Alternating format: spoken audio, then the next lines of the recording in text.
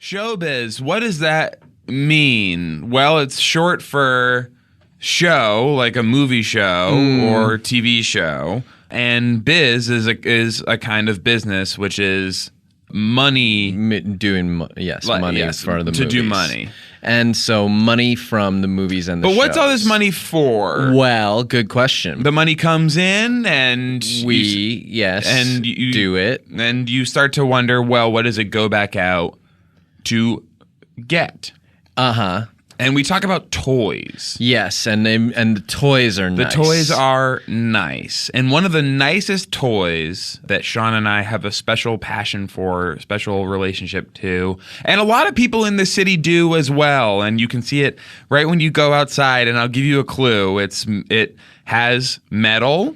And also glass. And glass in square. Almost. And doing rubber on the bottoms. Yes, and I think you can maybe guess what it is now, and it's a car. And the segment that we're going to do is something that we call Four Vrooms. Four Vrooms, and that's based on one of the funniest movies. And funny, yes, but it really twisted. It really goes there. Up. It really, really goes there. Many moments in that movie, I'm saying, "Oh no, they're not going to," and then I'm going, "Oh my goodness, they did." Yes, and they did. They go there, of course, in terms of plagiarizing a Roald Dahl short story that was pretty famous even at the time, and not crediting him. Well, that's one of the things. And also he's chopping a finger. And so, yes. And there's witches and Four Vrooms. And so we love that movie and we love to speed. And so that's why we have a need for that kind of fastness. So you say, as in the question, cars are expensive. You and Sean Hayes don't care about status. Money, we hate status. And so how do you reconcile loving speed, loving power, and not giving a shit about what people think, and not even caring if they don't like you because they think you're poor, and almost hoping they do think you're poor? Yes, and instead of a watch, a lot of you know that I wear a piece of trash around my wrist, and it's a fruit by the foot wrapper and then a piece of a tin can that kind of cuts into my arm. And that's what I wear to tell time with. So how am I going to get an expensive car to go fast? And that is a challenge for a true adrenaline junkie like myself, that I need that little adrenaline shot when I step down on the pedal, but I don't want to be seen having money. One way you can accomplish this is car wraps. This is something that I'm very interested in. I think about it. The science of car wrapping is something I think about a lot. You can buy an expensive car from Sweden or Italy. And then or Europe, put a wrap on it, which is like a car disguise. Essentially, you can disguise a car as any other car. And so what I'll do is I have a Lamborghini G2. Oh, so fast and which good. Is 4 on the floor, with backseat, trunk pop, undercarriage. Yeah. I wrap it up so it looks like a dirty wheelbarrow, and there's a guy on the on the front of the wrap is an old man, like he's dragging it very fast, but that's the illusion, and I'm dressed like a pile of cans. Aha! So that allows you to drive it as much as you want and burn up the road. And people think it's just an old can gatherer. And these wraps exploding down the Autobahn. And if you if you think about the this wrap technology and the Tupac hologram and how we're able to create illusions, you would understand why.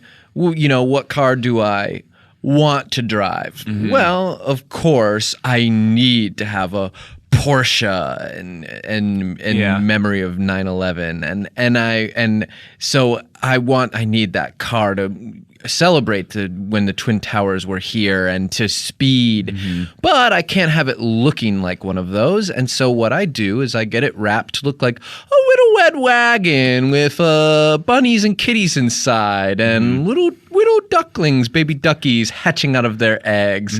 And I, of course, am makeup to look like a 3-year-old girl with an Easter bonnet on. What do you do about people trying to kiss your car?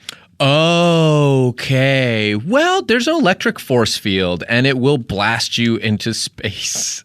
So that's one of the ways that I will stop people from kissing my car. Also, gotta catch me first, and I'm going fast. And that's why you'll see me zooming over a cliff and then landing safely on the other side. And what you drive is important in the city, and the way you choose that car is important because in the city, there are lots of traffic lights, and so it has to be able to stop whenever you want. And then start up again on command. All these other factors. You want to test drive it also to make sure that it doesn't transform. Yes, well, one of the big dangers... Or if it does transform, yeah, go ahead. No, go ahead. I'll go ahead. One of the big dangers of doing a car with modern times is, of course, you could accidentally end up with a Deceptatron, and if you do get a Deceptatron like Megazord, and you are driving in that, you could end up part of a crime or even part of killing the ladybug guy. So it is a real danger, and I always try to trick the car by pretending to be asleep. And being nearby, and I have these fake eyelids that I can see through that I lower down over my eyeball area and that have moisture on them, and that lets me watch it all night. And if it doesn't sneeze or it doesn't rustle, then I know that it's not going to transform later. But it's tough because all you're really looking for when you buy a car is something that will transform into a faithful monster, like Bumblebee, the most faithful, loyal transformer of them all.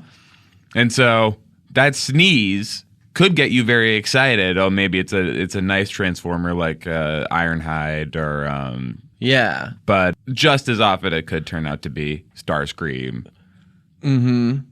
Starscream or Carmichael or Janitor.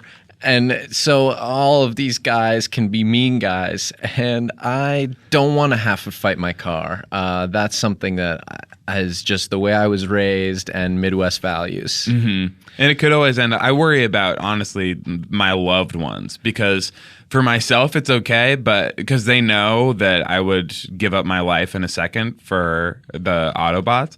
But I worry that they would capture someone that I love, my girlfriend, and she would be scared. And she's getting held in some kind of some electric cage. prison, yes. And at that point I go, well, this isn't nice. And I do have to say, I'm a true grease monkey, and so that is putting me at risk. I love rolling on wheels underneath the engine. Oh, yeah. Oh, that's the best feeling of being a man. I like... Or a lady. Well, that's my favorite experience, is when you go into the garage and you say, hey, buddy, when's the thing going to be done? My engine is complete. And the guy rolls out, because all you see is the big overalls. But then up top, it's a big pair of breasts. Yes, and long, beautiful hair draped over the breasts. And grease stains on her face because she's been, I guess, kind of rubbing her face. The oil exploded on her face, yeah. And so then you go like, okay, thank you. And then you know, like, oh, this is a girl who I really can talk gears with. And like when you go to the doctor, same kind of thing, and the doctor walks in and... say, okay, sir, when's my engine going to be ready? I mean, and that's your body. Yeah. And then she takes off her surgical mask, and it's big red lips.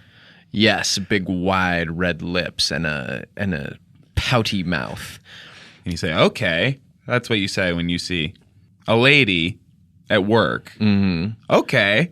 And I love when I go to the fast food factory and I order the hamburger sandwich and I go to grab it out of the hand of the person. I go to snatch it and shove it in my mouth, and then when I touch the hand, there's an electric spark, and I see that the nails are painted with little unicorns on them and have neat things, and I go, "Ooh, is this a goth gentleman?" And then I look and I see the set of the hips.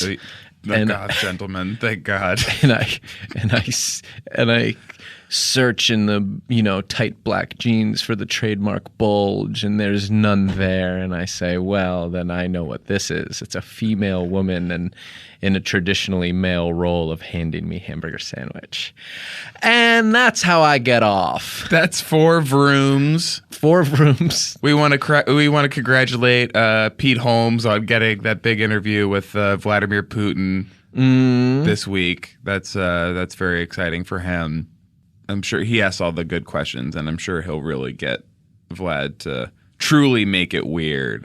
Well, I've heard an advance edition of it, and what you'd be surprised to know is that a lot of Vladimir Putin's stories, maybe only midway through them, what you find out is that the same thing happened to Pete. Mm-hmm. And he even has a better, longer version of it.